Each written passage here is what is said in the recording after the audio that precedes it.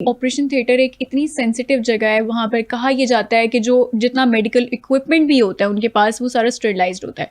अब mobile phone के बारे में ये भी रिसर्च आई कि मोबाइल फ़ोन हमारा सबसे ज़्यादा जर्म्स का शिकार हुआ होता है, क्योंकि ज़ाहिर है कॉल मैसेजेस आप कर रहे होते हैं सारा दिन।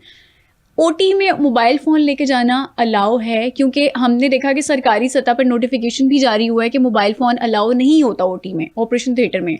अब मोबाइल भी वहाँ पर है, वीडियो भी बन रही है, और वीडियो इस तरह की सॉर्ट ऑफ एंटरटेनमेंट वाली वीडियो इस तरह की बन रही है, और फिर वो सोशल मीडिया पर भी आ रही है। जी, ओटी का क्या फिर कोड ऑफ कंडक्ट होता है? देखें, ऑपरेशन थिएटर के अंदर सफाई का ख्याल तो रखा जाता है, हाँ। लेकिन ऑपरेशन थिएटर में डॉक्टर्स और नर्सेज और ओटीएस और बहुत सारा स्टाफ होता है, और उनके साथ उनकी बिलोंगिंग्स भी होती हैं। ठीक है। एक ऑपरेशन के दौरान एक पेशेंट की जो ऑपरेटिव फील्ड है सिर्फ वो स्टरलाइज्ड होती है, यानी कि उसमें जर्म्स का ना होना या मिनिमल होना अहम होता है, लेकिन अदरवाइज जो पूरा ओटी का एनवायरनमेंट है उसको आप जर्म फ्री नहीं कर सकते। ठीक है। मैं ये बात जरूर कहना चाहूंगी कि हम सबको ये बात याद रखनी चाहिए कि डॉक्टर्स भी इंसान होते हैं, वो कोई एलियन नहीं होते, वो किसी और प्लैनेट से नहीं आए, उनकी भी एक जिंदगी होती है और उनकी जिंदगी की जरूरियात होती हैं। ठीक है। और आजकल का जो सिस्टम है, अगर आप देखें तो गवर्नमेंट हॉस्पिटल में ये जो एक्सचेंज वाला जो सिस्टम है वो वर्क नहीं करता, और आपको पता है अगर जो टेलीफोन एक्सचेंज है उस पर आपके लिए डायरेक्ट कॉल मिलाना बहुत मुश्किल होगा। अगर वही डॉक्टर्स जो सर्जरी कर रहे हैं, अगर उन्होंने अपने सीनियर डॉक्टर्स को रीच आउट करना है, कॉल करना है, तो वो कैसे कॉल करेंगे? ठीक है। आप दूसरा मुझे ये बताएं, क्योंकि वो इंसान है, अगर उनके घर पे कोई इमरजेंसी आ गई है, उनको किसी ने रीच आउट करना है, तो उनको कैसे कोई कॉल करेगा? ठीक है। बहुत सारे सीनियर जो डॉक्टर्स हैं, जो प्रैक्टिसिंग कंसल्टेंट्स हैं, वो गवर्नमेंट हॉस्पिटल के अलावा प्राइवेट प्रैक्टिस भी करते हैं। अगर उनका प्राइवेट पेशेंट लेबर रूम में आ गया प्राइवेट हॉस्पिटल में, तो कोई उनको कैसे बुलाएगा? देखिए, डॉक्टर्स की कम्युनिकेशन अहम है अपने सीनियर कोलीग्स के साथ, अपने पेशेंट्स के साथ, अपने घर वालों के साथ। कि मोबाइल फोन मस्ट है। और अगर आप मोबाइल फोन देखें तो जिसका मैंने ऑस्ट्रेलिया में खुद बहुत साल काम किया है, मैंने वहाँ बहुत सारी सर्जरीज की हैं, तो मोबाइल मेरे पास ना होता तो मैं अपने सीनियर कोलीग्स को कैसे रीच आउट करती? मोबाइल वहां पे भी अलाउड है। अगर इतना ही अहम है तो पूरी दुनिया में डॉक्टर्स का मोबाइल का हॉस्पिटल में होना ही अलाउड नहीं होना चाहिए। तो देखिए, ये बात तो किसी हिसाब से भी जायज नहीं है कि आप डॉक्टर को ये अलाउ ना करें कि फोन ना हो। जहां तक ऑपरेशन थिएटर की बात है, ऑपरेटिव फील्ड होती है वो वाली फील्ड जहाँ पे ऑपरेशन हो रहा होता है। पूरे का पूरा पेशेंट जो अपने घर से आता है, और लेडी विलिंगटन में ऑनेस्टली जो बेचारे हमारे पेशेंट्स आते हैं, आपको क्या लगता है वो स्टरलाइज्ड आते हैं? हम लोग क्या एक स्टरलाइजर से गुजर के ऑपरेशन थिएटर में एंटर होते हैं? ऑपरेशन थिएटर में डॉक्टर्स होती हैं, नर्सेज होती हैं, आयाज होती हैं, आपाज होती हैं, ओटी असिस्टेंट्स होते हैं। अब एक नॉर्मल ह्यूमन गुजर के आया है, तो वो जाहिर है उसके साथ उसके सारे जर्म्स आए हैं, और it is a part of life, तो वो होगा ही। Mobile phone is nothing. वो हर बंदा बात किए जा रहा है कि मोबाइल फोन में बहुत जर्म्स है, मोबाइल फोन में बहुत जर्म्स है। हमारे मुंह के अंदर सबसे ज्यादा जर्म्स है, लेकिन हमने ओटी के अंदर तो जाना है ना। और जो मरीज जिसको थिएटर टेबल पे लिटाया गया, उसको स्टरलाइज करके नहला के नहीं लिटाया गया, उसकी सिर्फ उस एरिया को जहाँ पे उसकी सर्जरी होनी है, उस एरिया के ऊपर उसको क्लीन किया जाता है पायोडीन के साथ। पूरी ड्रिपिंग शीट्स उस पर डाली जाती हैं जो स्टरलाइज होती हैं, और सिर्फ वो वाली फील्ड स्टेराइल होती है। उसके अलावा पूरा ओटी का एनवायरनमेंट, काश हमारा इतने अच्छे हालात होते कि पूरा ओटी जो है हमारा स्टरलाइज्ड होता, और फिर तो हम बात कर सकते थे कि हाँ जी मोबाइल फोन अलाउड नहीं है, वो बहुत जरासीम वाला है। मोबाइल फोन तो आपने बिल्कुल ये बात ठीक कर दी कि इमरजेंसी अगर सिचुएशन होती है तो उसके लिए मोबाइल फोन बहुत ज़रूरी है। अब आते हैं प्राइवेसी पे, क्योंकि कोड ऑफ कंडक्ट में भी ये चीज़ शामिल है कि जो पेशेंट की प्राइवेसी है उसको ब्रीच नहीं किया जाएगा। जो पेशेंट है उसकी चले फेस तो नहीं नज़र आ रहा, लेकिन जो पार्ट उसका बॉडी पार्ट खुला हुआ है वो नज़र आ रहा था।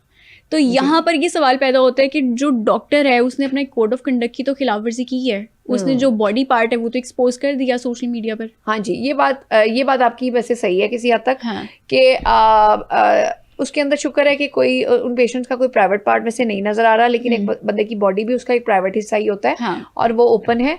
और उनको पहली बात तो ये कि उनको ये वीडियो नहीं बनानी चाहिए थी। जैसे कि मैं कह रही हूँ कि पेशेंट की प्राइवेसी और सेफ्टी को कहीं से भी मैं बात नहीं कर रही कि हमें कॉम्प्रोमाइज करना चाहिए। It was a mistake, they shouldn't have done it.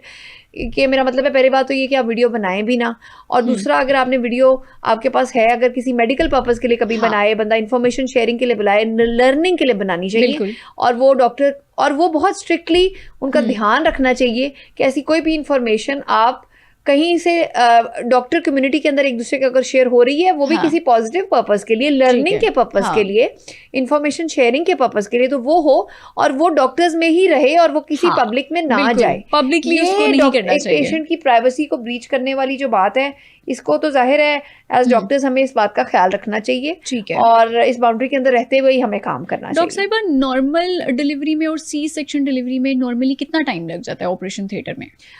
देखिए ऑनेस्टली सिजेरियन एक बहुत क्विक प्रोसीजर है और एक्सपर्ट हैंड्स में with in half an our patient का आप सिजेरियन कर लेते हैं। अगर एक लो रिस्क सर्जरी है, बिकॉज सिजेरियन की भी कैटेगरीज होती हैं, कुछ सिजेरियन थोड़े रिस्की होते हैं, लेकिन जो नॉर्मली जो सिजेरियन किया जाता है in expert hands it takes about half an hour. ठीक है, अब हाफ एन आवर की अगर हम बात करें, सी सेक्शन हो रहा है, और सी सेक्शन तभी कहा जाता है नॉर्मली कि जब कोई कॉम्प्लिकेशन आ जाए, नॉर्मल डिलीवरी ना हो रही हो।